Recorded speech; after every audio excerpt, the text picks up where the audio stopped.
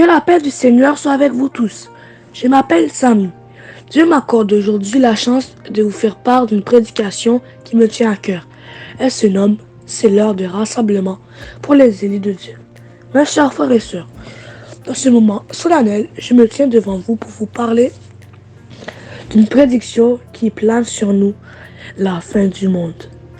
Bien que ce sujet puisse sembler effrayant, il est essentiel de reconnaître l'importance de notre rassemblement en tant qu'élus de Dieu, en ces temps incertains. À travers les épreuves et les bouleversements de notre époque, nous observons les signes annoncés par les prophètes depuis des millénaires. Amen. Les catastrophes naturelles se multiplient, la violence et la haine se répandent comme une menace qui pèse sur notre humanité. Les valeurs morales et spirituelles sont souvent reléguées au second plan et même négligées par certains.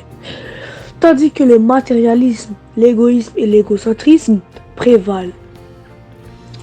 Chers frères et sœurs, nous trouvons dans une époque tourmentée où les épreuves et les bouleversements semblent se multiplier. Les prophètes, depuis des millénaires, nous ont annoncé ces signes et nous les avons négligés. Nous avons dit, ça va jamais arriver, ça va être dans longtemps. Mais regardez, on les observe devant nous, devant nos propres yeux. Les catastrophes naturelles ravagent nos terres, les éléments se déchaînent et cela témoigne des temps tumultueux dans lesquels nous vivons. Mais ce n'est pas seulement dans la nature que nous pouvons observer ces signes. Nous pouvons les observer dans la nature humaine, comment elle a changé. La violence et la haine se répandent. Et là, cela menace notre humanité. Les guerres et les conflits font rage. Regardez les guerres en Irak, les guerres en Vietnam, les guerres en Israël, les guerres en Palestine, les guerres en Ukraine, en Russie, les guerres en Afrique. Il y en a partout. C'est comme si les forces obscures s'abattaient sur nous. Les valeurs morales et spirituelles, qui sont pourtant la base de l'existence humaine, sont maintenant reléguées et négligées. Le matérialisme et l'égoïsme deviennent de plus en plus importants et remplacent notre foi. Et cela va conduire à une désunion de notre société actuelle. Cependant, mes chers frères et sœurs, nous ne devons pas perdre espoir. Pourquoi? Parce que c'est précisément dans les moments les plus sombres que la lumière brille le plus fort. Ces signes annoncés par les prophètes ne sont pas là pour nous plonger dans la peur ou le désespoir, dans la tristesse. Non, mais pour nous rappeler notre mission en tant que fidèles disciples. Nous sommes appelés à agir comment? À être les porteurs de lumière dans cette obscurité grandissante. Il est temps pour nous de nous recentrer sur les valeurs morales et spirituelles que Dieu et Jésus nous avaient transmises depuis des générations. En cultivant l'amour, la compassion, la paix, nous pouvons contrer la violence et la haine qui nous entourent présentement.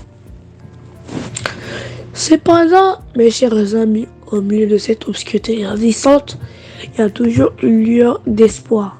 Cette lueur d'espoir, c'est Dieu, c'est son amour. Dieu a toujours prévu un plan pour les temps de crise, pour la fin du monde précisément. Et maintenant que nous sommes appelés, en tant qu'élus de Dieu, à nous rassembler et à retrouver notre force et notre foi collective. Ce rassemblement n'est pas simplement une question de réunir notre présence physique, c'est aussi un appel à unir nos cœurs, à unir nos âmes, à unir nos esprits en un seul amour divin, à renforcer notre connexion avec notre Créateur en nous tournant vers Dieu. nous trouverons la paix, la force et la sagesse nécessaires pour faire face à tous les défis qui se présentent devant nous et contre nous. Amen. Ensemble, nous pouvons devenir des phares d'espoir dans l'obscurité, répandre l'amour et la compassion autour de nous. Nous devons être ceux qui donnent une main secourable, qui répandent la bonne parole et inspirent les autres à se tourner vers l'amour divin. Certes, la fin du monde n'est pas la fin du tout, non, mais le commencement d'un nouveau chapitre. C'est le moment pour nous, en tant qu'élus de Dieu, de nous épanouir, de devenir les instruments divins qui répandent la paix et l'amour. Mes chers amis, n'ayez pas peur de la fin du monde, n'ayez pas peur des autres qui se moquent de nous. Non, mais soyons plutôt motivés par l'idée que c'est l'ère du rassemblement pour les élus de Dieu. Rejoignez-nous pour construire un avenir meilleur où les valeurs spirituelles et morales qui est notre chemin, où nous répandons l'amour et la compassion autour de nous. À nous de nous épanouir. C'est ça que Dieu veut, nous devons nous épanouir. Ensemble, nous pourrons éliminer les ténèbres et apporter la paix et l'harmonie au monde. Le temps est venu de nous rassembler, de nous unir en tant qu'élus de Dieu pour continuer à propager la vérité et la lumière dans ce monde en quête d'espoir. Les gens cherchent à trouver l'espoir dans l'argent, dans les choses matérielles, dans leur voiture, dans leur maison. Mais ils ne savent pas que après qu'ils sont morts, où passe cet argent? Ils ne le gardent pas. Elle disparaît. C'est pour d'autres gens. Les voitures qu'ils ont, ils ne pourront pas les garder indéfiniment. Tout ce qu'ils recherchent, tous les plaisirs de ce monde que les gens cherchent, c'est que du vanité. Qu'est-ce qui n'est pas vanité ici? Jésus, Dieu, son amour. Nous devons rechercher la seule chose qui n'est pas vanité, c'est Dieu. Mes chers frères et sœurs, permettez-moi de vous partager avec vous quelques versets bibliques qui nous fournissent des perspectives et des encouragements face aux défis et aux bouleversements auxquels la société est confrontée. Que ces paroles sacrées viennent réconforter nos cœurs et nous rappellent la puissance et la grâce de notre Seigneur Jésus-Christ. Commençons par le psaume 46, verset 1. Dieu est pour nous un refuge, un appui, un secours qui ne manque jamais dans la détresse. Ce verset nous rappelle que même au milieu des tempêtes et des épreuves, Dieu est notre refuge et notre force. Il est toujours présent, prêt à nous soutenir et à nous aider dans les moments difficiles. Nous pouvons trouver notre consolation et notre espérance en lui, sachant qu'il ne nous abandonne jamais. Ce psaume nous encourage à placer notre confiance en Dieu lorsque nous sommes confrontés à des circonstances troublantes. Même lorsque nous sommes entourés de chaos, de bouleversements, nous pouvons nous tourner vers Dieu comme notre rocher, notre source de force et de paix. Nous sommes assurés de sa présence constante à nos côtés, prêts à fournir refuge et secours lorsque nous sommes dans le besoin. Lisons encore une fois Jean 16, verset 33. Je vous ai dit ces choses afin que vous ayez la paix en moi. Vous aurez des tribulations dans le monde, mais prenez courage. J'ai vaincu le monde. Jésus nous prévient que nous rencontrons des difficultés dans ce monde, mais il nous encourage à prendre courage, car il a déjà vaincu le monde. Cette promesse nous rappelle que notre espérance réside en Jésus-Christ et en rien d'autre, qui a triomphé de toutes choses. Jésus nous rappelle franchement sur les tribulations que nous pouvons rencontrer dans ce monde rempli de désespoir. Cependant, il nous exhorte à trouver la paix en lui, car il est victorieux sur toutes les circonstances et que nous pouvons affronter. Même les gens d'aujourd'hui cherchent à trouver la paix, dans des choses vanité, puisqu'ils ont rejeté Dieu. Vu qu'ils ont rejeté Dieu, ils cherchent à adorer à d'autres choses. L'humain, dès sa création, était rempli d'une chose, le désir de adorer et trouver la paix dans une chose.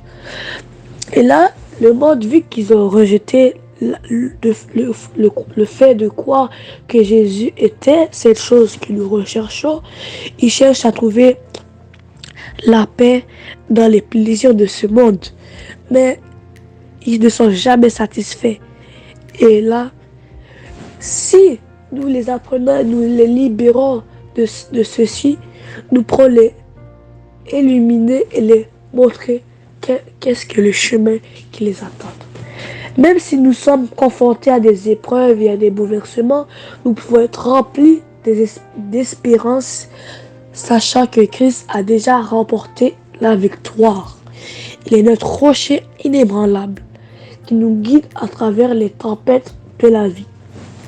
Dans Romains 12, verset 21, on dit « Ne te laisse pas vaincre par le mal, mais surmonte le mal par le bien. » Ce verset nous rappelle l'importance de répondre au mal par le bien.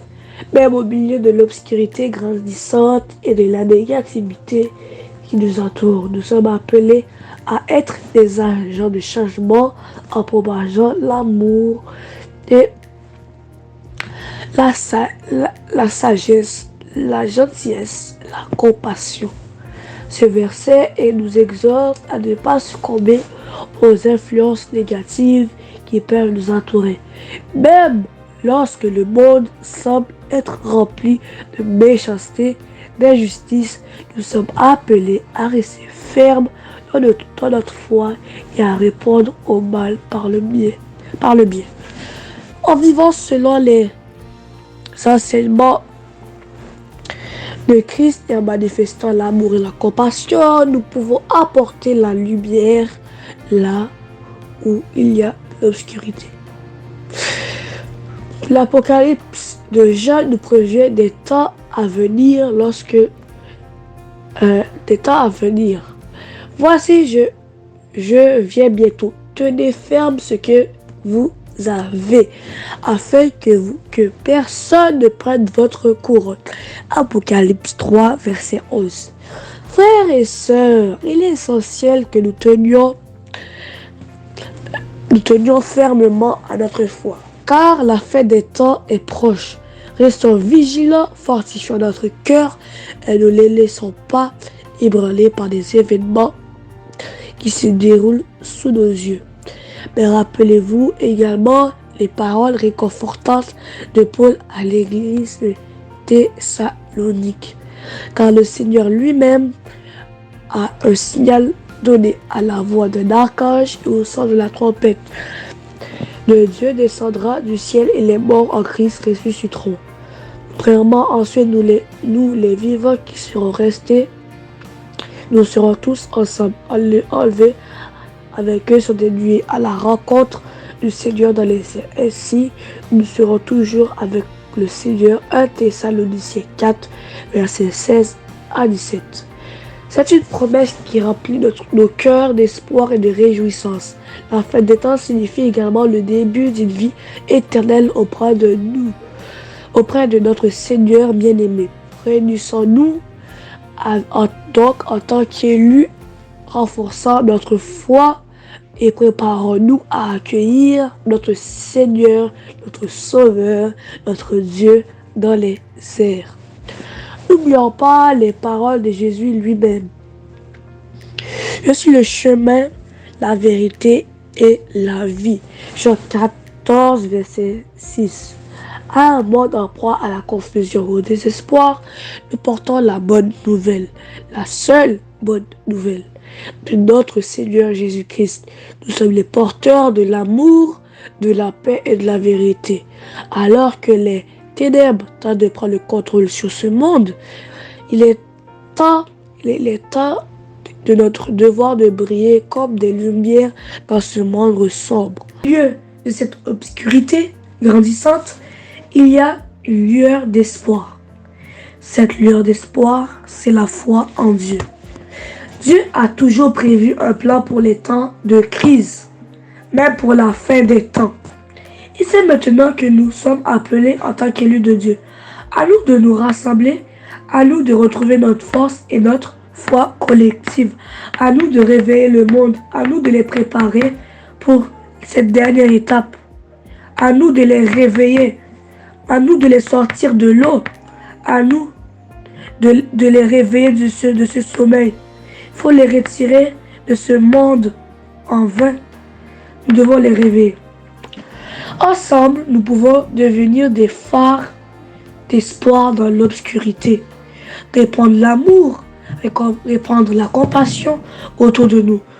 Nous devons être ceux qui donnent une main secourable, qui répandent la bonne parole et inspirent les autres à se tourner vers l'amour divin, à se tourner vers Jésus-Christ. C'est le moment pour nous, en tant qu'élus, de nous épanouir, de devenir les instruments divins qui répandent la paix et l'amour. Mes chers amis, n'ayez pas peur de la fin du monde, mais soyez plutôt motivés par l'idée que c'est l'heure de rassemblement pour les élus de Dieu. Rejoignez-nous pour construire un avenir meilleur, où les valeurs spirituelles et morales guident notre chemin, où nous répandons l'amour et la compassion autour de nous. L'Apocalypse de Jean nous prévient des temps à venir. Voici, je viens bientôt.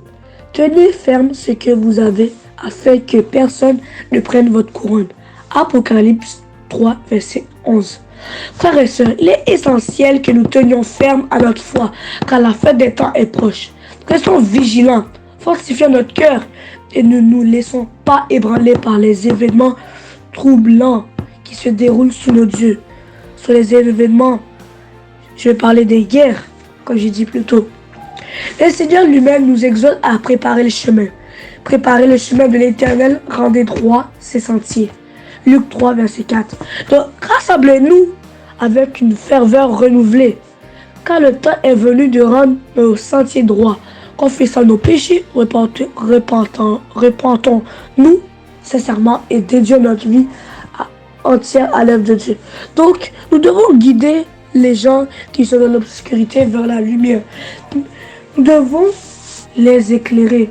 Nous ne devons pas agir comme nous ne devons pas agir comme eux. Nous devons être différents. Nous devons mener l'exemple. Comme un grand frère montre l'exemple au petit frère, comme ça il devient un bon garçon. Nous devons faire la même chose pour les gens qui sont dans l'obscurité. Mais rappelez-vous également les paroles réconfortantes de Paul à l'église de Thessalonique. Car le Seigneur lui-même a un signal donné à la voix d'un archange. Au son de la trompette de Dieu descendra du ciel et les morts en Christ ressusciteront premièrement. Ensuite, nous les vivants qui serons restés, nous serons tous ensemble enlevés avec eux sur des nuées, à la rencontre du Seigneur dans les airs, et ainsi nous serons toujours avec le Seigneur. 1 Thessaloniciens 4, versets 16 à 17. C'est une promesse qui remplit nos cœurs d'espoir et de réjouissance. La fin des temps signifie également le début d'une vie éternelle auprès de notre Seigneur bien-aimé. C'est pas la fin du tout, mais c'est un nouveau chapitre. Réunissons-nous donc en tant qu'élus, renforçant notre foi et préparons-nous à accueillir notre Sauveur dans les airs. Amen, amen. N'oublions pas les paroles de Jésus lui-même. Je suis le chemin, la vérité et la vie. Jean 14, verset 6. À un monde en proie à la confusion et au désespoir, nous portons la bonne nouvelle de notre Seigneur Jésus-Christ. Nous sommes les porteurs de l'amour. Nous sommes les messagers de Dieu. Nous sommes les messagers de Jésus, de la paix, de la vérité, alors que les ténèbres tentent de prendre le contrôle, alors que Satan tente de nous mettre dans la colère. Jésus y travaille et nous libère. Il est temps de de nous réveiller et de briller comme des lumières dans ce monde sombre. En conclusion, mes frères et sœurs, je vous encourage à saisir l'heure de rassemblement qui sonne pour les élus. Ne succombons pas à la peur et à la confusion, mais investissons pleinement dans la préparation de notre cœur et de notre esprit. Restons fermes dans notre foi, alignons notre sentier sur le chemin du Seigneur et témoignons de sa grâce et de son amour à tous ceux qui cherchent la vérité. Soyons une église vibrante, remplie de la présence de Dieu, prête à accomplir son œuvre jusqu'à la fin des temps. Souvenons-nous de ces paroles de l'Écriture. Mais celui qui persévérera jusqu'à la fin sera sauvé. Matthieu 24, verset 13. Que Dieu nous bénisse et nous garde dans sa tendre miséricorde, aujourd'hui et toujours. Amen. C'est la parole de Dieu.